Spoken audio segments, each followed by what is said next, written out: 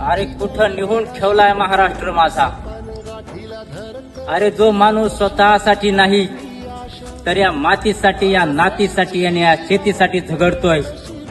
आमचा मोठा भाऊ मंगेश भाऊ साबळे सरपंच आज 8 दिवस झाले अन्नाचा कण त्याच्या पोटामध्ये नाही.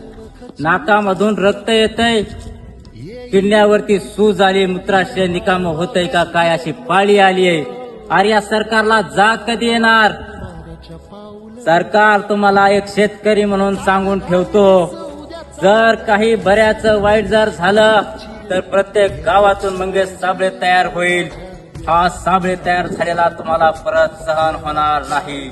अरे या माणसाच्या अपेक्षा काय आहेत? स्वतःच्या लेकरासाठी नाही, स्वतःच्या बायकोसाठी नाही, स्वतःच्या गावासाठी नाही, तर संपूर्ण महाराष्ट्रामध्ये कर्जमाफी करा, मला दुष्काळ जाहीर करा, एवढी माफक अपेक्षा ठेवणाऱ्या माणसाला जर तुम्ही इतका त्रास देत असाल तर यापेक्षा वाईट कोणताच काळ नाही. अरे ते निजामाचं राज्य तुमच्यापेक्षा चांगलं होतं की काय, असा प्रश्न माझ्या भाबड्या आणि भोळ्या शेतकऱ्याला पडतोय. याचा विचार या मुख्यमंत्री साहेबांना करावा आणि लवकरात लवकर या शेतकऱ्याला न्याय द्यावा.